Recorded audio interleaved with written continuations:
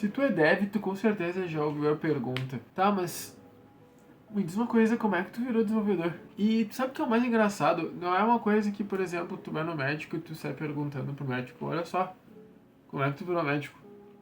Porque provavelmente ele te responderia, eu estudei, eu me apliquei e hoje eu tô aqui. Bom, meu nome é Sérgio Simões e eu sou um dev qualquer. E hoje eu vim aqui te dizer como é que eu me tornei desenvolvedor. É o meu primeiro vídeo aqui no canal, então se tu puder ficar até o final do vídeo, deixar um like, comentar, se inscrever, ia ajudar muito. Compartilha com um amigo teu. Provavelmente se tu tá em dúvida ainda como é que as pessoas se tornaram desenvolvedoras, deve estar pesquisando, como é que eu virei um desenvolvedor, como é que eu faço para ser um desenvolvedor. Eu vou te contar como é que eu me tornei desenvolvedor, tá? Então a gente tem que voltar um pouquinho no tempo. Lá por 2017, quando eu tava no terceiro ano do ensino médio, eu fui comprar um videogame, tá? Eu fui comprar um Play 4 com meu pai. E meu pai, ele era muito amigo do dono da loja. Muito amigo não, né? Ele era conhecido. Enfim. E ele tava contando como eu gostava de videogames e tudo mais, como eu tinha facilidade para poder explicar como que eu gostava de videogames, as histórias e tudo mais. E o cara, que não era nem bobo, ele me ofereceu um emprego lá, como estagiário. Eu ganhava R$ 400 para poder vender videogame. Tá, mas Sérgio, me diz como é que isso...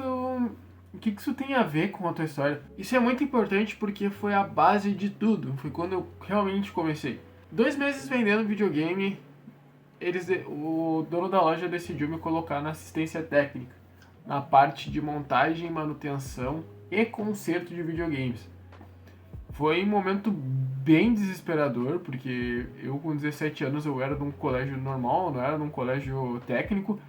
Então, eu nem fazia curso, nem fazia nada, eu tinha muito medo, mas eu já tinha mexido eu mexia bastante com computador. Eu ia muito atrás de poder resolver os problemas de computador. Quando meu computador tinha um problema, eu tentava formatar ele. Quando meu computador tinha algum problema com o drive, baixava o drive. Enfim, eu sempre fui um moleque muito que gostava de mexer bastante com essa parte da informática, né?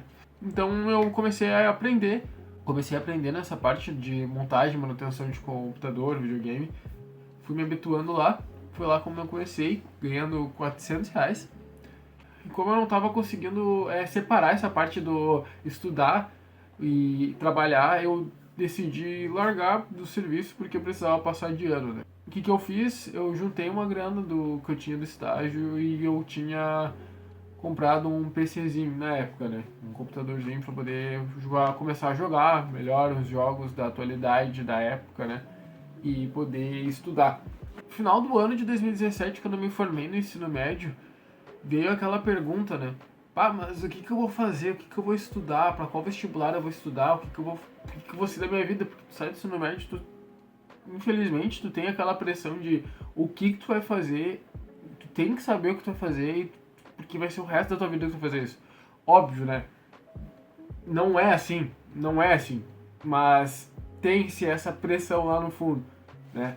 Já ter que saber o que tu vai fazer pro resto da tua vida, e é tudo muito rápido, né?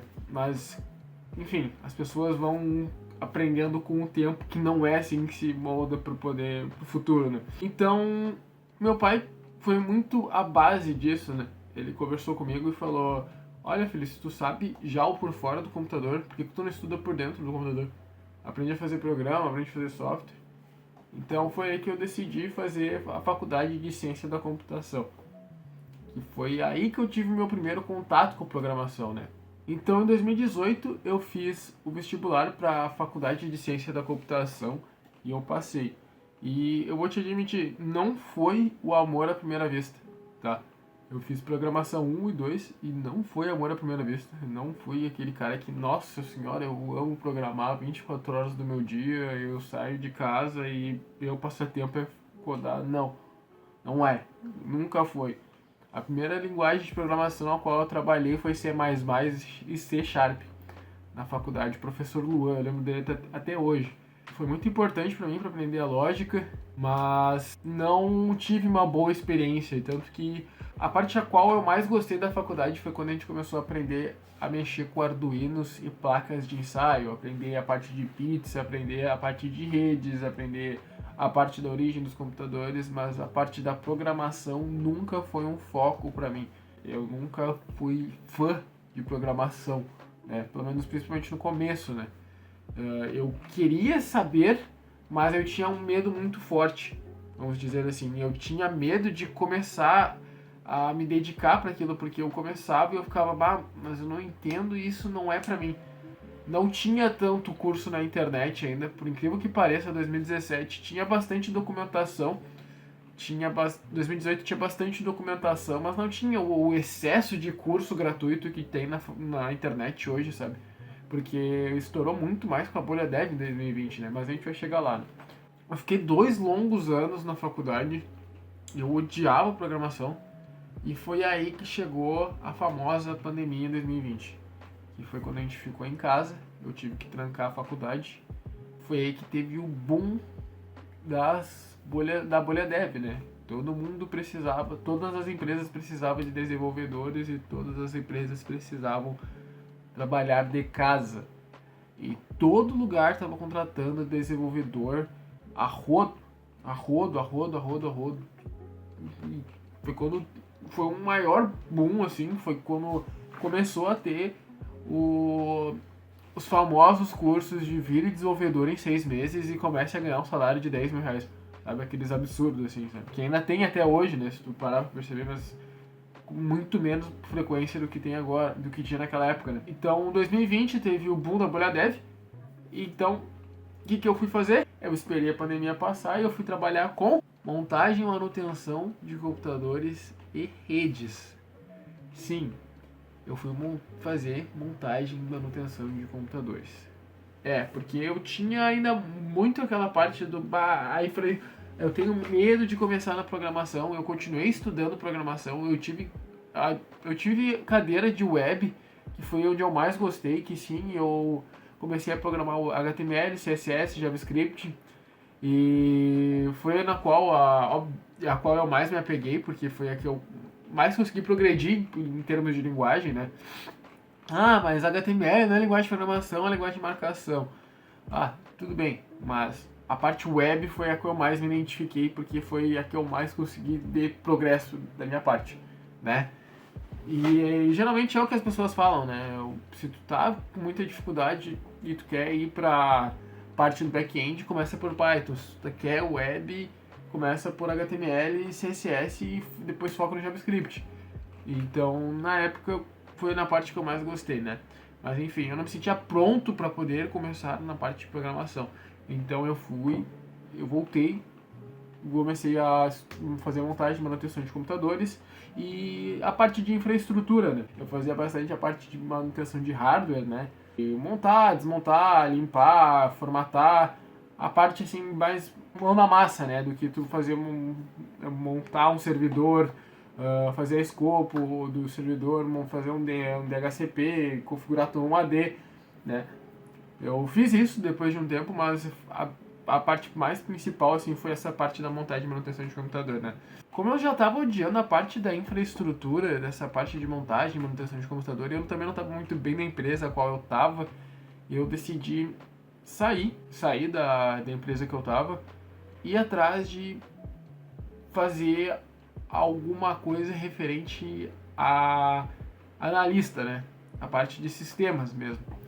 Que foi... Eu fiquei 3 meses procurando, foi em 2022, no começo de 2022 eu fiquei 3 meses lutando para poder achar alguma coisa como analista, né? Não na parte de desenvolvedor, mas na parte de teste de software, porque eu tinha um amigo meu que trabalhava como teste de programas e tudo mais, né? Ele era a parte do cara que testava realmente o programa na hora que estava pronto o programa, eu mandava para ele testava, ele fazia o teste de gato lá e mandava dizer assim, ó, tá pronto, ou não, aqui tá com problema. Então foi aí que eu entrei, eu fiz uma entrevista para uma empresa a qual estavam contratando para suporte. Eu fiz a parte da entrevista, né? E o recrutador me falou assim, ó, tu vai precisar muito mais do que só montar e desmontar PC e entender de rede para poder trabalhar aqui. E eu falei, eu só preciso da oportunidade.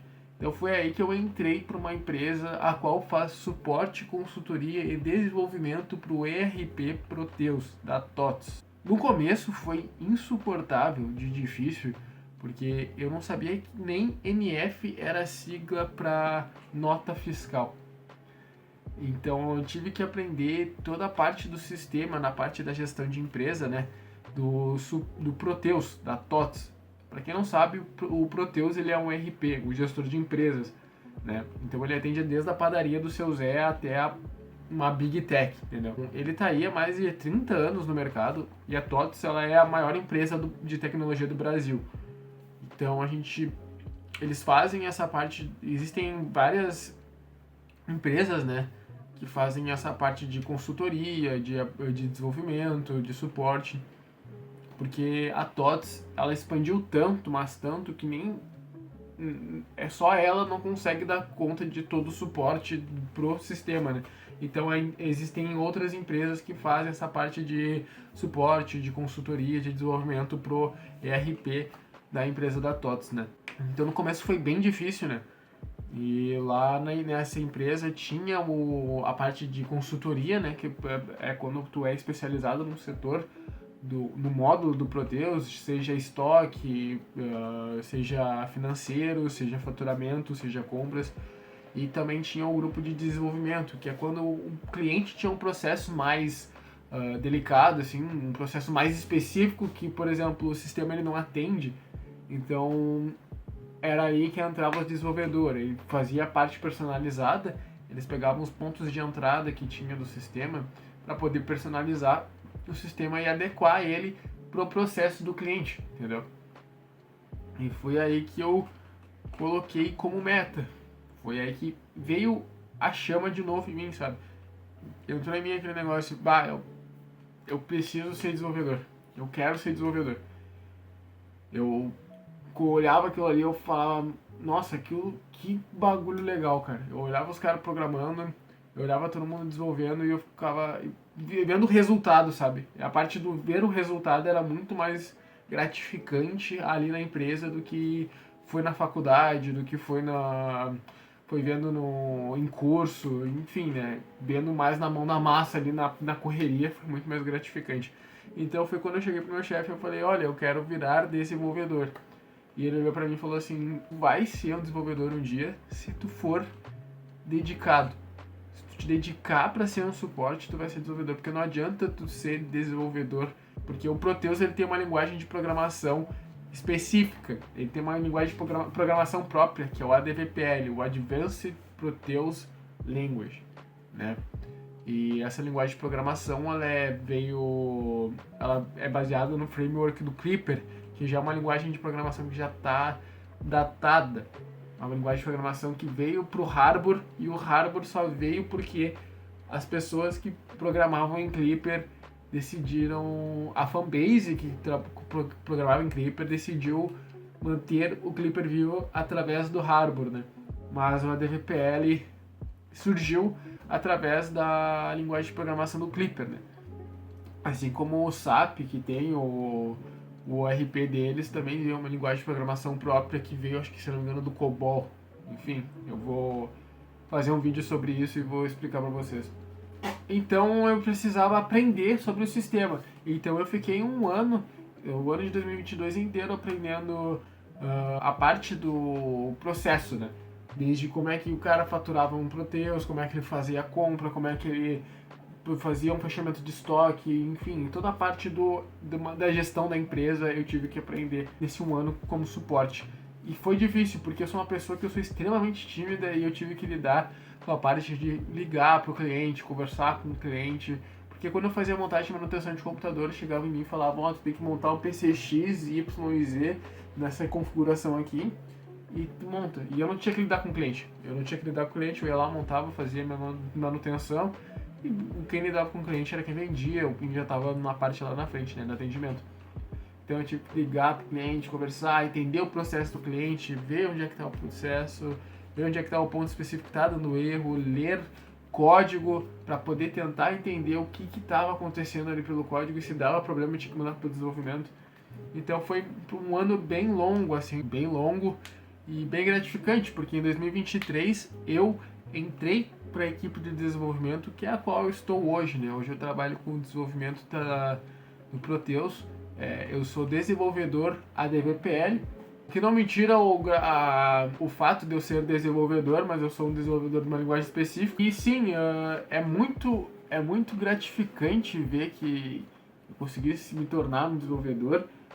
O Sérgio de 2018 ele nem consegue acreditar nisso, porque é muito difícil pensar toda essa jornada, essa caminhada. E tem sido bem difícil, tem sido bem puxado, não vou negar. Mas cada dia que passa é cada vez mais gratificante saber cada passo que eu dou, né? E sim, você pode ser desenvolvedor, você pode ser desenvolvedor web, você pode ser desenvolvedor back-end, você pode ser desenvolvedor de uma linguagem específica de algum framework, desde seja um RP. Enfim, você pode ser desenvolvedor, óbvio que você pode ser. Como você vai ser, o mundo e o universo e o tempo vai te dizer. Só que nunca deixe de alguém falar pra você que você não vai ser desenvolvedor, que você não vai conseguir chegar lá, porque o destino ele tá reservado pra ti. E como você vai fazer pra chegar lá, só você pode dizer, entendeu? É mais ou menos essa a história, entendeu? Foi assim que eu me tornei desenvolvedor. É assim que hoje eu sou o desenvolvedor, sou a programadora DVPL, não programo só em DVPL, eu preciso fazer queries também, como mexer com banco de dados, mexer com SQL, né? Eu também não estudo só a DVPL, eu tenho estudado bastante Kotlin, JavaScript, HTML e CSS, né? Tanto para a parte do web quanto para a parte do mobile, né? Enfim, esse é o vídeo, é assim que eu me tornei um dev. Espero que vocês tenham gostado, esse é o primeiro vídeo do canal. Se você gostou, deixa o like, comenta aí embaixo qual linguagem de programação você trabalha, se você quer se tornar um desenvolvedor, qual linguagem de programação você gostaria de começar a trabalhar. Enfim, se inscreve aí no canal, compartilha com um amigo e até o próximo vídeo. Valeu!